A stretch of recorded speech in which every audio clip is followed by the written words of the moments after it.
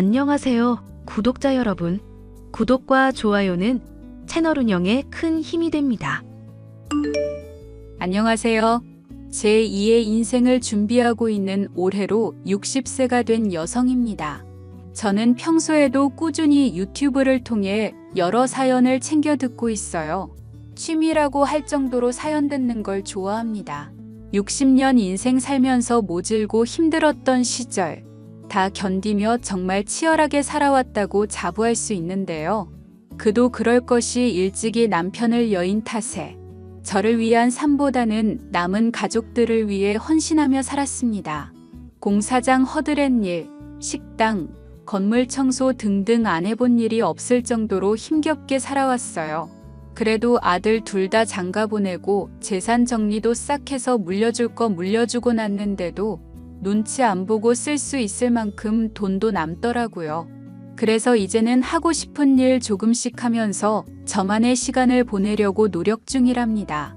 모처럼 커피 한잔하며 여유로운 날, 지난 삶을 되돌아보며 제가 살아온 이야기를 조금 들려드릴까 해요. 누구나 살면서 크고 작은 이벤트를 많이 겪는다고 합니다. 아무 일 없는 인생은 정말 무미건조하겠죠. 앞서 살짝 언급했다시피 저에게는 아들 둘이 있습니다. 둘 다 너무 예쁘고 소중한 아이들이지만 아픈 손가락이 있어요. 바로 제 큰아들입니다. 어릴 적부터 참 속 많이 썩이고 여러모로 고생 많이 했죠. 오늘 제 사연에 등장하는 주된 인물이 바로 큰아들과 큰며느리랍니다. 몇 년 전 큰아들과 의절할 뻔했지만 마음먹고 큰 깨달음을 얻게 해준 일에 대해 말씀드려 볼까 해요. 부모와 자식은 서로에게 거울 같은 존재라고 하는데 이제라도 정신 차리고 잘 산다고 하니 지켜보는 게 답이겠죠. 그럼 사연 시작하겠습니다. 이야기는 5년 전으로 거슬러 올라가요. 이보게들, 오늘 저녁 집에서 먹는 거 잊지 않았지? 엄마가 너희들 좋아하는 갈비찜 해놨어. 우와, 정말? 역시 엄마밖에 없어. 나 오늘 일찍 퇴근하니까 얼른 갈게요. 아, 맞다. 오늘 집에서 저녁 먹는 날이지? 근데 어쩌나. 나 거래처 사람들이랑 회식이 있는데. 오늘 급하게 잡은 거니? 한 달에 한 번 같이 밥 먹는 날인데 아쉽네. 일이 중요하지 뭐. 어쩔 수 없구나. 다음에 보자, 큰아들. 미안해요, 엄마. 다음 주에 중요한 계약이 있어서 오늘 접대하는 자리라. 오늘 저녁은 호성이랑 둘이 먹어요. 그래, 뭐 어쩔 수 없지. 그래도 우리 큰아들 마음 다잡고 직장 다니는 거 보면 이 엄마가 다 뿌듯해. 항상 응원하고 있는 거 알지? 알죠. 고맙게 생각하고 있어요. 호성아, 들어가면서 빈손으로 들어가지 말고 엄마 좋아하시는 거 사들고 가라. 커피랑 디저트도 사들고 가고. 걱정하지 마, 형. 내가 알아서 잘할게. 형은 일 잘 보고 와. 같이 못 봐서 아쉽지만 뭐 어쩌겠니.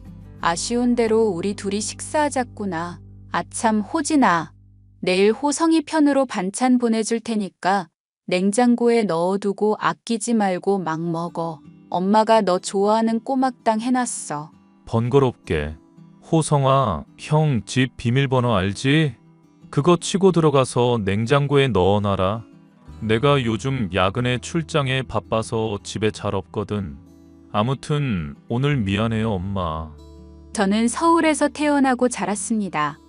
부모님은 전남 화순이 고향이신데 서울로 올라와 작은 잡화 점을 운영하시며 살았어요.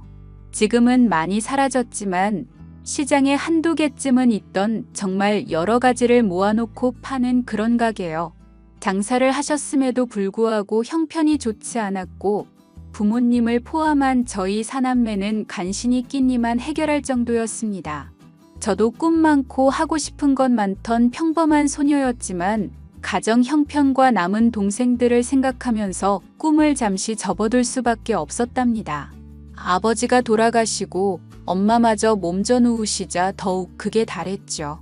그런 와중에 공장에서 일하다 거래처 직원이었던 남편과 인연이 닿았고 20세 꽃다운 나이에 결혼했습니다.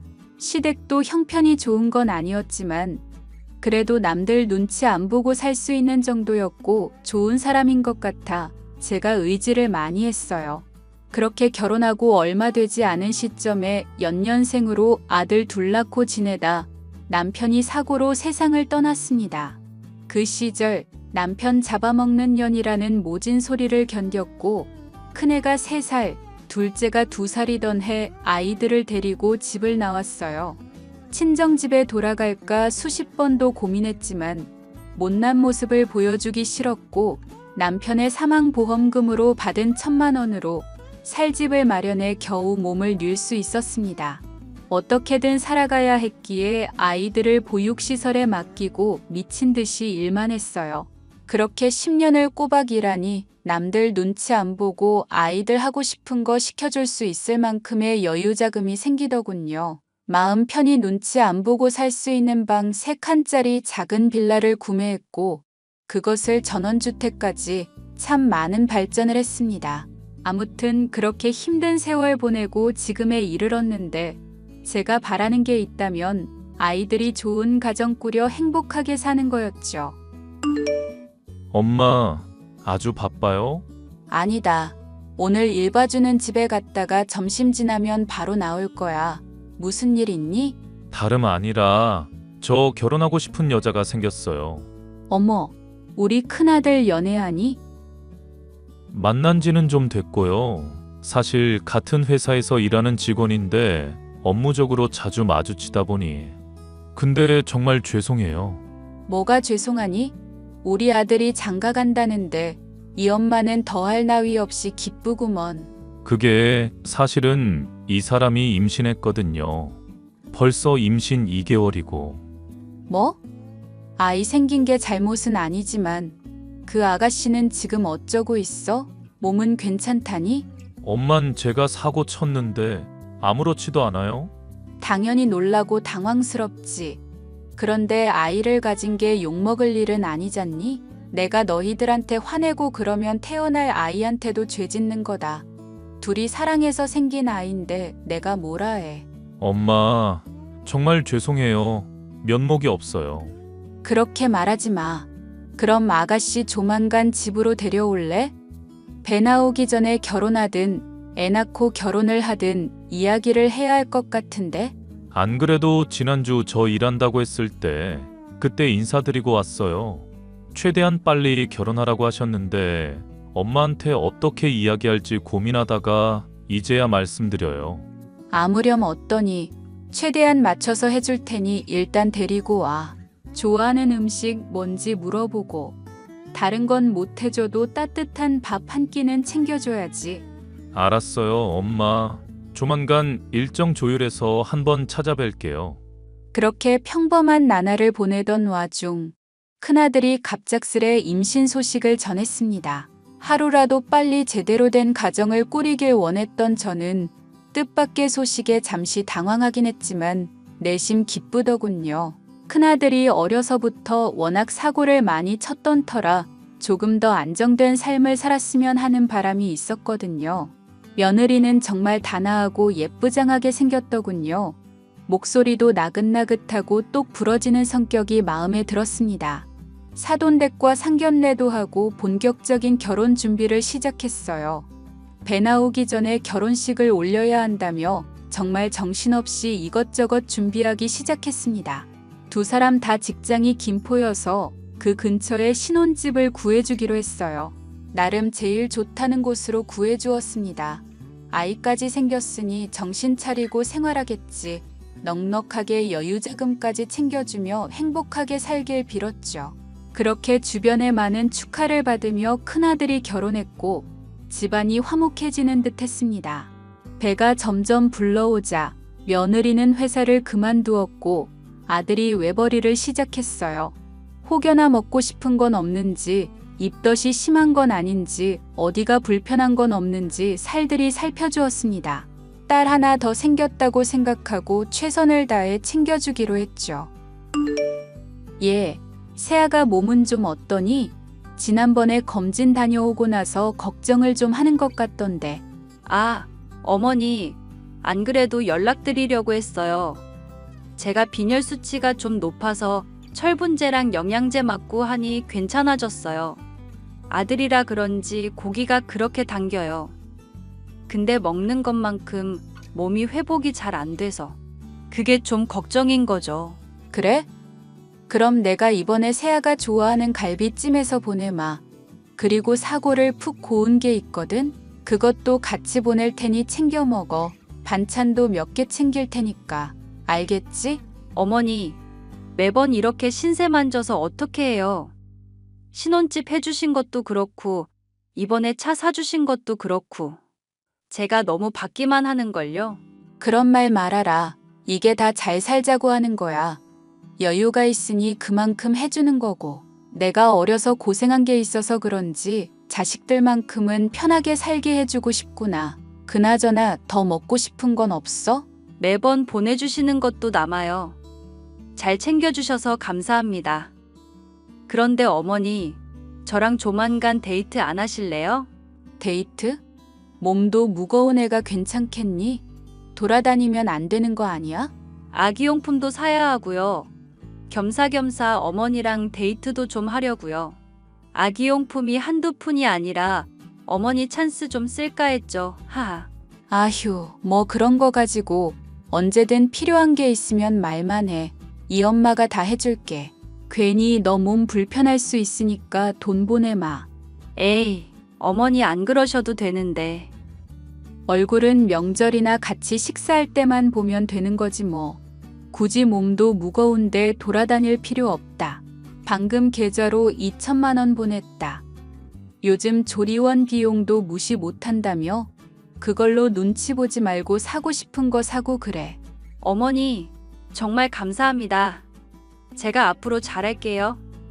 새 가족이 생긴다는 설렘과 태어날 아이를 기다리는 기쁨은 말로 표현을 못하겠더라고요.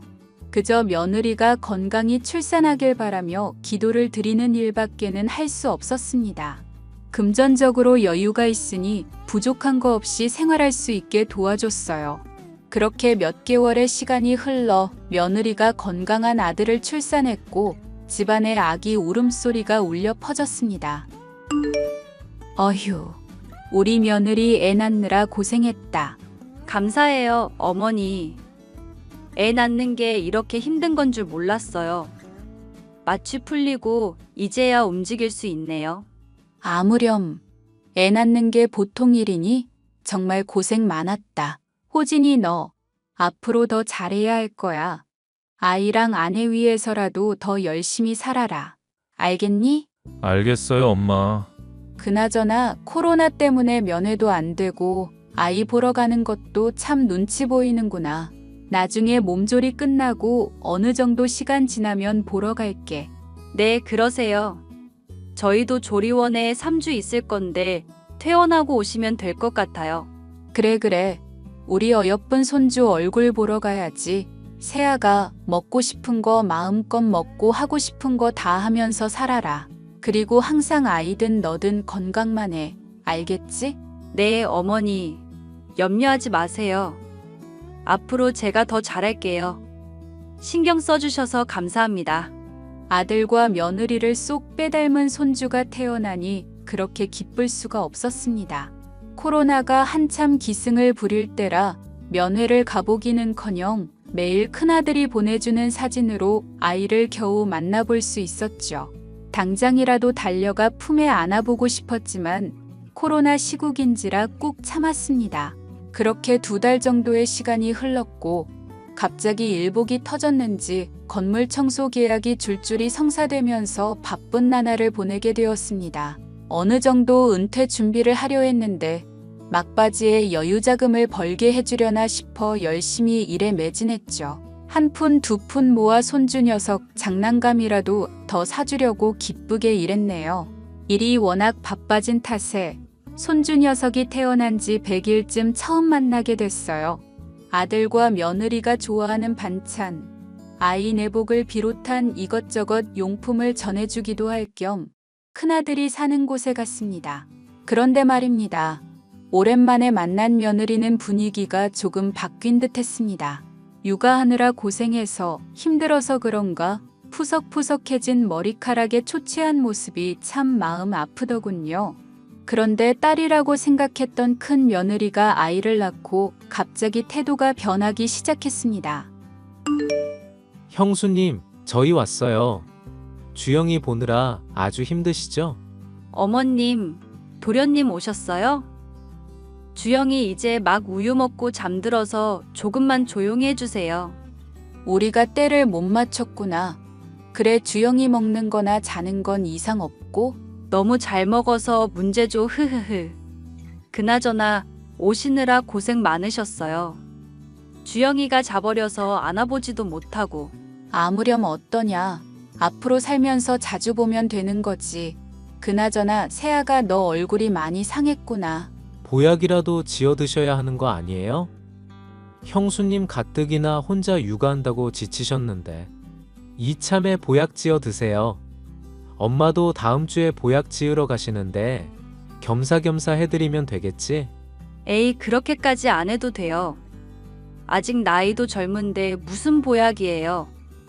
그나저나 저 좀 쉬고 싶은데 어머니랑 도련님은 언제 가시게요? 아, 그러니? 우리는 아이 깨서 노는 거 보고 싶었는데. 아, 저 쉬고 싶어요. 죄송하지만 이만 가주실 수 있어요? 저 요 며칠 밤새우면서 잠도 제대로 못 잤거든요. 정말 죄송해요. 형수님, 죄송해요. 엄마 모시고 갈 테니까 얼른 쉬세요. 괜히 쉬는 거 방해해서 죄송해요. 아니에요, 도련님. 오시면 커피라도 대접해드려야 하는데 정말 피곤해서요. 오늘은 날이 아닌 것 같아요. 그래, 알았다. 아이 잘 챙기고 세아가 네 몸도 잘 챙기렴. 엄마가 건강해야 아기도 건강한 거야. 알겠지? 아이를 처음 보러 간 날에도 그 뒤에도 뭔가 저희 식구들을 꺼리는 느낌이었죠. 여자가 임신하면서 호르몬 변화가 심하고 아이 낳고도 산후 우울증이니 뭐니 오기도 해서 그러겠거니 했습니다. 하지만 제가 너무 오냐오냐했던 탓일까요? 시간이 지날수록 며느리는 저에게 돈 이야기 말고는 딱히 연락도 하지 않았어요. 그땐 정말 제가 바보 같았던 게 해달라는 대로 다 해줬다는 겁니다.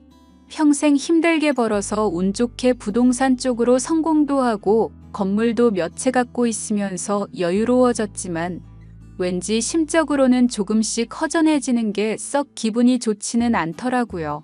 어느 날은 갑자기 큰아들이 잘 다니던 직장을 때려치우고 사업을 해보고 싶다며 난리였어요. 정해진 금액 받으면서 일하는 것보다 더 큰 금액을 벌고 싶다면서 말이죠. 태어난 지 100일 된 손주와 잘 살아보겠다고 발버둥 치는데 감히 거절도 못하겠고 말이죠. 엄마, 드릴 말씀 있어요. 저 사실 직장 그만뒀거든요. 아니, 멀쩡히 잘 다니던 직장을 왜 그만둬?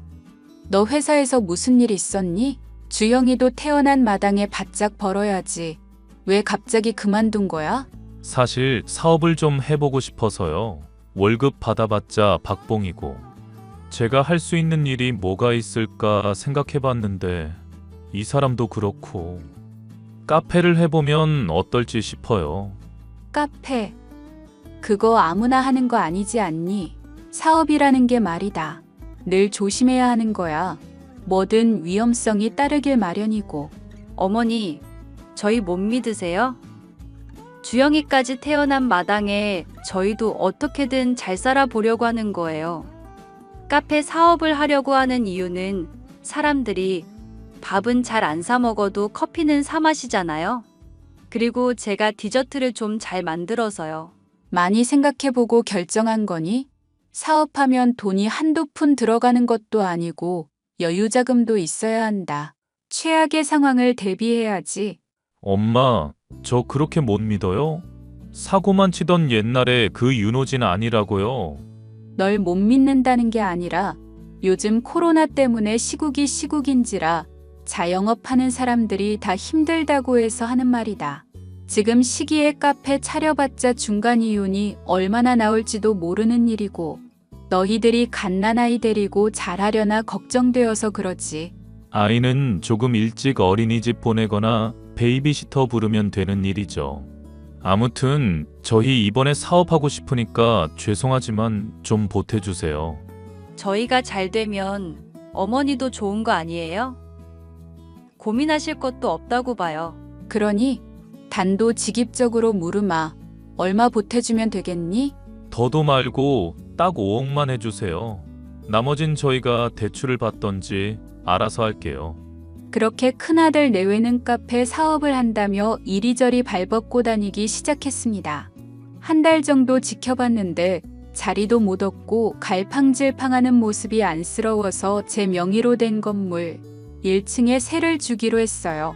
사실 자식들은 제가 건물 여러 채 가졌는지 잘 모릅니다. 그냥 여윳돈만 좀 있는 줄 알거든요. 자주 거래하던 부동산 사장님과 입을 맞추고 다른 사람이 싼 값에 임대하는 것처럼 하고 큰아들 내외에게 1층 상가를 내주었습니다. 인테리어 공사도 하고 차근차근 진행되는 게 이대로만 하면 성공할 것 같더군요. 솔직히 제 건물 자리도 좋은 곳이라 장사가 잘 되는 곳으로 소문나고 있었거든요. 그렇게 큰아들 내외는 카페를 오픈했고 아이는 태어난 지 6개월 만에 어린이집에 다니게 되었습니다. 아, 그런데 말이죠.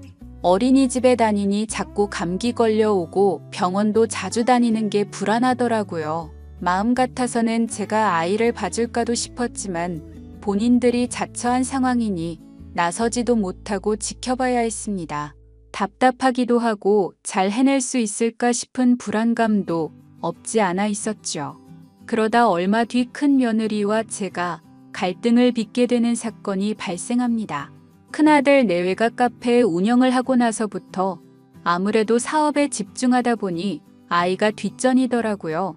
안 사돈이 아이를 가끔 봐주기도 했지만 교통사고를 당해 컨디션이 난조하다는 이유로 못 봐주겠다고 하더라고요. 큰아들은 저한테라도 맡기자는 주의였지만 왠지 며느리는 그건 절대 안 될 일이라며 선을 딱 그었습니다. 결국 아이는 어린이집에 맡겨졌고 갑자기 열이 난다는 전화를 받게 되었는데 두 사람이 연락이 안 닿으니 비상 연락망에 있던 제 연락처로 선생님이 전화했더라고요. 저는 급한 마음에 하던 일을 멈추고 아이를 데리러 갔고 동네 소아 청소년과 진료를 본 뒤 집으로 데리고 왔습니다. 호진아, 주영이 내가 데리고 있다. 어린이집에서 너희한테 계속 연락했는데 연락이 닿질 않아서 나한테 전화한 모양이야. 주형이가 열이 좀 많이 나서 병원에 데리고 갔다 왔다. 지금은 약 먹고 잠들었고 우리 집에 있으니까 걱정하지 말고 퇴근하고 오렴. 뭐라고요? 아, 나 핸드폰 고장나서 못 받았었거든요. 일단 알겠어요. 어머니, 주영이 어머니가 데리고 가셨어요? 응. 아까 호진이한테 이야기했지만 저한테 한마디 말씀도 없이 아이 데리고 가시면 어떻게 해요? 저 한참 찾았잖아요. 아니, 그게 아니라 세아가 어린이집에서 너희가 연락이 안 된다고 나한테 전화했다니까? 그래서 내가 주영이 데리고 병원. 어머니, 이런 식이면 정말 곤란하세요. 그래도 애 엄마는 전데 저한테 연락하셨어야죠. 제가 지금 갈 테니까 기다리세요. 엄마, 저희 왔어요. 주형이는 좀 괜찮아요? 약 먹고 푹 잘 자다가 지금 보다시피 잘 노는구나. 그나저나 어떻게 연락받은 거니? 내가 아까 호진이한테 말했었어. 어머님, 건물 청소부가 신생아를 만지려 하면 어떡해요? 뭐라고? 지금 내가 무슨 말을 들은 거냐? 어머니, 저 정말 서운해요. 어떻게 저한테 이러실 수 있어요? 아이가 아프면 저한테 연락하셨어야죠. 집이랑 카페가 거리가 얼마나 된다고 전화를 안 받으면 직접 찾아오기라도 하시던가. 예, 말은 똑바로 하자. 정말 서운하네. 나도 일하다 말고 주영이 데리고 병원 갔다 왔어. 보다시피 옷도 제대로 못 갈아입고 이러고 있는데 너는 고맙다는 말이 먼저 아니니? 역겨워 죽겠네. 진짜. 지금 그 옷 청소하실 때 입던 옷이에요? 더러워서 못 봐주겠으니까 꺼지세요. 당신 미쳤어? 왜 이래? 엄마가 주형이 잘 보살펴주고 계셨는데 당신 왜 엄마한테 그런 식으로 말을 하는 거야? 나 솔직히 평소에 어머니 되게 마음에 안 들었어. 어머니, 결혼 전부터 말씀드리고 싶었는데 솔직히 가지고 계신 재산 좀 되시죠? 그걸로 저희 구워 삶으려고 눈치 주시는 거잖아요. 그건 또 무슨 소리냐? 내가 언제 너희들을 구워 삶으려 했다고 그러는 거야? 저희 신혼집 사주시면서 이 사람 한참 붙잡고 말씀하신 거 저 다 알아요. 물론 중간중간 용돈도 주시고 저 잘 챙겨주신 건 감사한데요. 그래도 이건 좀 아니죠. 나는 도대체 네가 무슨 말을 하는지 모르겠다. 알아듣게 이야기 좀 할래? 당신 왜 그래? 정말? 엄마가 당신한테 무슨 짓을 했다고 그래? 아니, 대놓고 우리한테 뭐라고 못하니까 아이 핑계로 이러쿵저러쿵 구워 삶으려고 하시는 거 아냐. 답답하구나. 내가 지금 못할 짓이라도 했다는 거니? 내가 너희들 지원해주고 이거 해라 저거 해라 요구한 적 있어? 그저 너희들 행복하게만 잘 살면 그만이라고 했는데 왜 그런 생각을 하는지 모르겠지만 어이가 없구나. 내가 정 그러면 나 안 보고 살면 그만이야. 걱정 안 끼치게 너희들끼리 잘 살라고. 아들 앞이라고 지금 불쌍한 척 하세요? 제가 하는 말 못 알아듣는 척 하지 마세요. 솔직히 저는 저 상황이 이해가 가질 않았습니다. 손주 녀석이 아프다는데 연락받고 가만히 있을 사람이 어딨어요? 당연히 병원 진료 보고 아이 데리고 일터로 갈 순 없으니 집으로 와 쉬게 해준 건데 이게 잘못입니까? 며느리는 말도 안 되는 억지를 부리며 저에게 실컷 떠들기 시작했습니다. 큰아들이 중재해서 겨우 말렸지만 며느리는 제게 고맙단 말 한마디 없이 아이를 데리고 가버리더군요. 나중에 큰아들을 통해서 듣기로는 산후 우울증 증세도 있고 카페 사업까지 병행하니 여러모로 힘들었다는군요. 되려 제가 이해를 못하는 상황이었고 저는 오랜 시간 생각을 하게 됐어요. 이런 대우를 받으려고 지금까지 살아온 게 아니니까요. 하지만 큰아들의 말에도 불구하고 날이 갈수록 며느리의 태도는 점점 과해지기 시작했습니다. 카페도 어느 정도 자리 잡고 본인들이 원하는 수준으로 마진도 챙기며 잘 살고 있었는데 저에게 유독 시비를 걸어오더군요. 혹여나 나이 먹고 제가 자신들 바짓가랑이라도 붙잡을 줄 알았는지 저를 완전 개무시하기 시작했습니다. 명절엔 봉투에 100만 원 담아주면서 온갖 생색이란 생색은 다 내고요. 하지만 큰아들도 중재하는 것도 한두 번이지 결국 자기 자식, 와이프 감싸느라 바빴어요. 이번에 카페 매출 좀 올랐다지? 처음에 우려하던 것과는 달리 잘해주는 것 같아서 마음이 놓이네. 그러게 뭐라고 했어요? 난 믿으라고 했죠? 어머니, 혹시 몰라서 말씀드리는데 저희 사업 잘 된 거 어머니 덕분이라는 소리 듣고 싶으신 거면 하지 마세요. 돈만 대주신 거지 결국 이뤄낸 건 저희잖아요. 그리고 저희 앞으로 많이 바빠질 거니까 기본적인 도리만 하고 살게요. 그건 또 무슨 소리냐? 내가 언제 너희들한테 뭘 바란다던? 안 그런 척 하지 마세요. 어머니도 결국 돈 가지고 자식들 쥐락펴락 하실 거면서 지금도 계속 이런 거 물어보시는 이유가 대충 금전적인 거 파악해서 받아내시려는 거 아니에요? 예. 너는 저번부터 왜 이렇게 날이 서 있니? 내가 너희들한테 돈 받을 생각이면 진작부터 받았지. 아, 그러세요? 그럼 카페 좀 찾아오지 마세요. 이왕 오실 거면 좀 꾸미고 오시던가요. 매일 일 끝나고 그 복장으로 오시면 카페 이미지도 흐려지고. 저희가 뭐가 돼요? 내 차림이 뭐가 어때서 그러냐? 남들이랑 똑같구먼. 내가 더러운 옷 입고 다니는 것도 아니고 너는 내가 건물 청소하는 일이 그렇게 보기 싫으니? 내가 너한테 뭐 구정물이라도 묻혀? 말을 왜 그렇게 하는 거냐? 아, 두 사람 왜 큰 소리야? 또 별것도 아닌 거로 왜 그래? 아니, 이참에 말 좀 해보거라. 너희들한테 뭘 그렇게 잘못했니? 내가 이것저것 따지는 사람이었으면 너희 애초에 결혼부터 안 시켰어.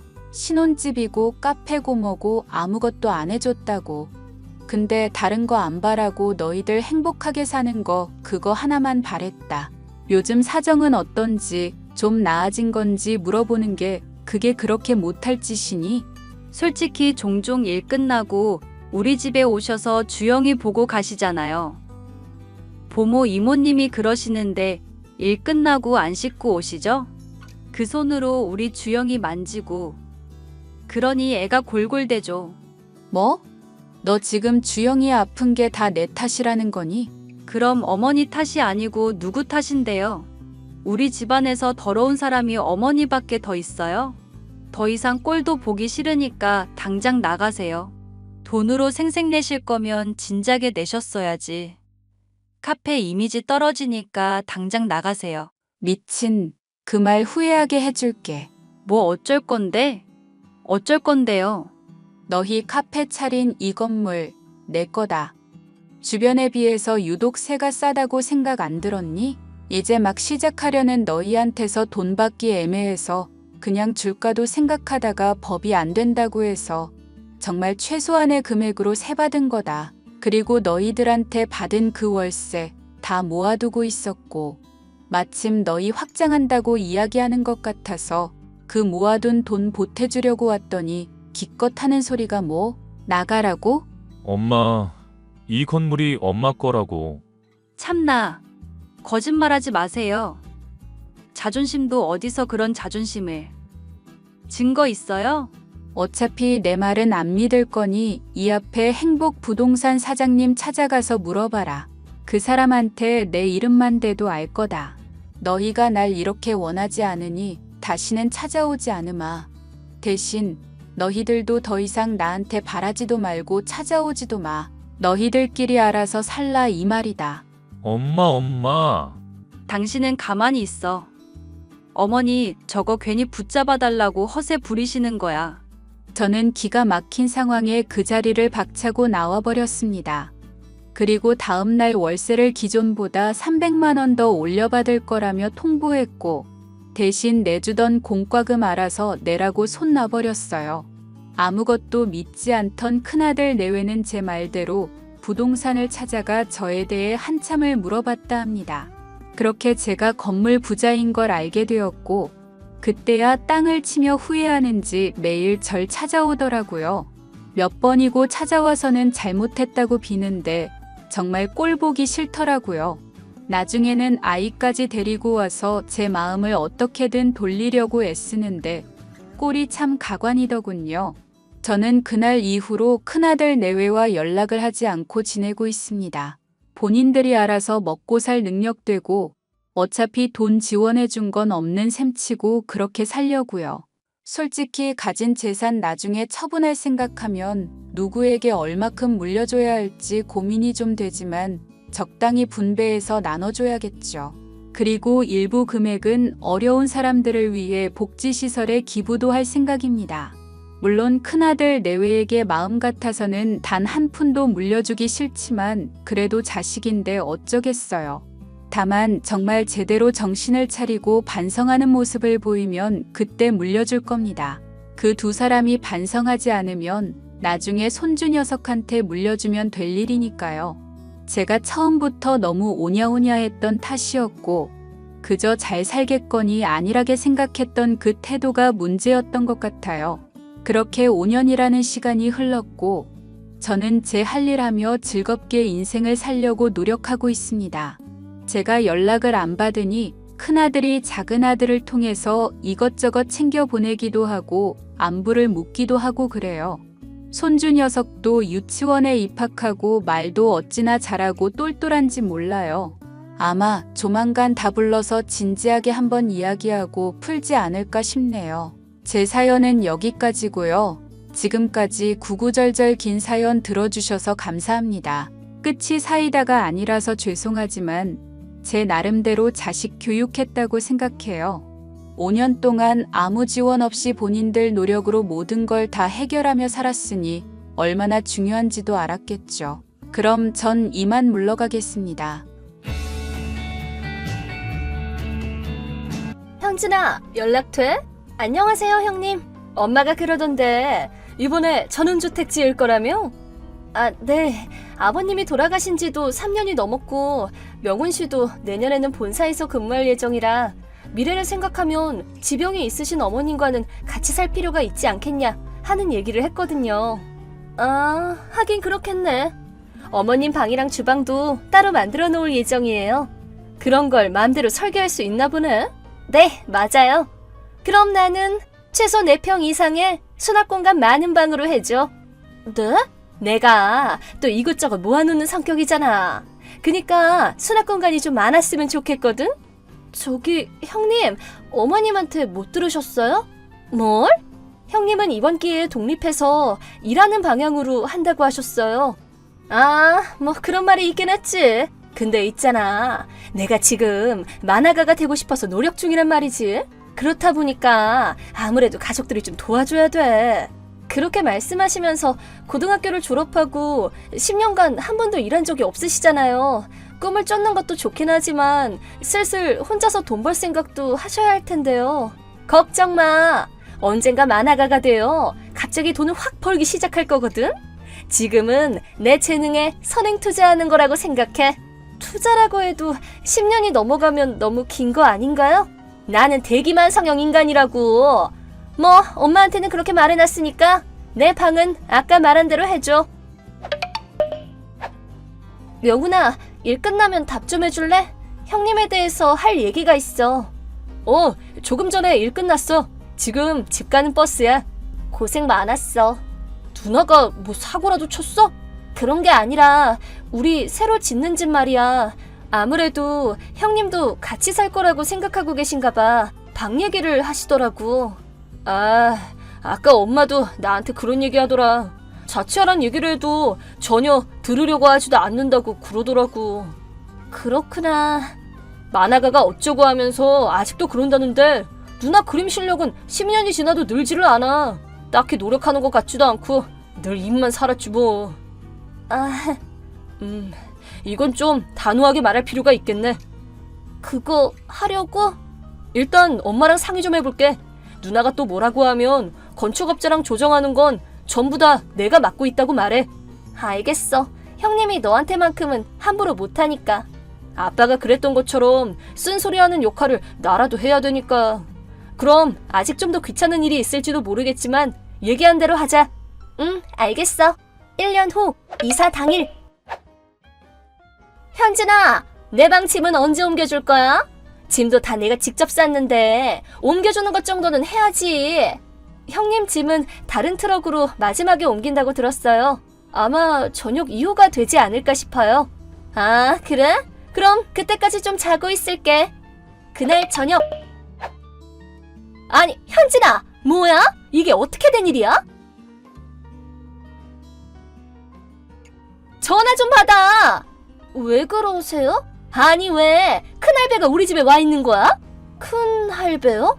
우리 할아버지의 형 말이야. 가족 중에서 가장 높은 사람. 이 사람 엄청 무섭단 말이야. 아, 그러셨구나. 저는 한 번밖에 뵌 적이 없어서 잘 모르겠네요. 몰라도 되니까 얼른 좀 데리러 와. 아니, 근데 엄마랑 명훈이는 대체 어디야? 너도 마찬가지고. 이미 출발했죠. 뭐? 아니, 왜 나만 두고 가는데? 네? 형님 설마 저희랑 같이 살 생각이셨어요? 당연하지. 뭔가 내 짐은 큰할배 아는 사람 쪽으로 보내진다는 것 같던데? 그 사람이 운영하는 공장에서 살면서 일하라고 그런다고. 난 그런 얘기 들은 적 없단 말이야. 죄송해요. 저도 처음 듣는 얘기라서. 아, 됐고. 얼른 좀 데리러 와. 내 짐 싹 다 트럭에 실리고 있단 말이야. 아니요, 몇 번이고 말씀드렸지만 이사 일은 다 명훈 씨가 맡고 있고 저는 그냥 명훈 씨 지시에 따라서만 움직이고 있는 거예요. 그럼 이사 가는 집 주소 알려줘. 짐은 됐으니까 몸이라도 가야겠어. 그럼 명훈 씨랑 얘기해 주실래요? 명훈이랑 엄마 핸드폰에 연락이 안 되니까 너한테 연락하는 거잖아. 누나, 나 명훈인데. 어? 내 핸드폰은 누나 차단해놔서 이걸로 연락하는 거야. 뭐? 차단을 해? 왜? 뭔가 착각하는 게 많은 것 같으니까 설명 좀 해줄게. 일단 몇 번씩이나 말했지만 우리는 누나랑 같이 안 살아. 뭐? 무슨 말이야? 내 방도 있는 거 아니었어? 4평 넘고 수납 공간 많은 방으로. 난 분명 현진이한테 말했는데? 알겠다고 하지도 않았고 같이 안 산다는 건 엄마한테도 들어서 알 거 아니야. 그래도 만화가 되려고 노력하고 있잖아. 뭐 일하고 자취해가면서 할 수는 없다고. 그럼 만화가는 언제가 되면 할 수 있는데? 그건 나도 모르지. 지난 10년 동안 만화 몇 작품이나 끝까지 그렸어? 출판사 편집부에 가져간 적은 있고? 공모전에 출품한 적은? 그거는 만화를 그리는데 필요하다면서 아빠 돈으로 컴퓨터에 모내하면서 사놓은 기기들도 다 결국 웹서핑하면서 영상 보거나 웹툰 보거나 아니면 SNS 열어놓고 멍 때리는 게 다잖아. 그건 정보 수집하는 거거든? 만화 그리려면 최신 정보를 다 알고 있어야 할 필요가 있단 말이야. 그래봐야 만화를 그리지 않으면 무슨 소용이야? 뭐? 그리고 있거든?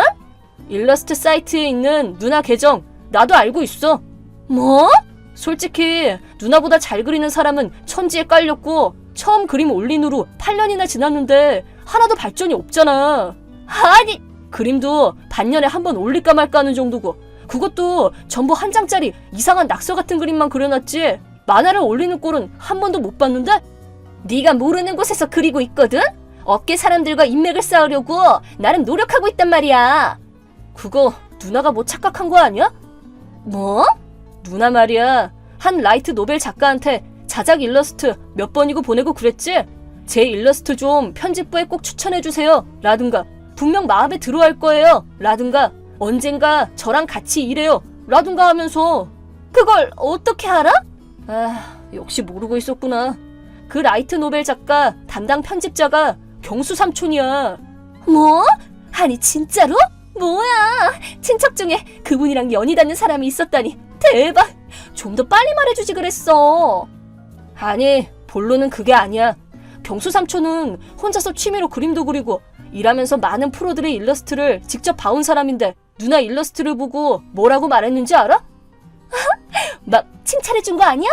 와, 내가 더 잘 그리겠네 라더라. 에?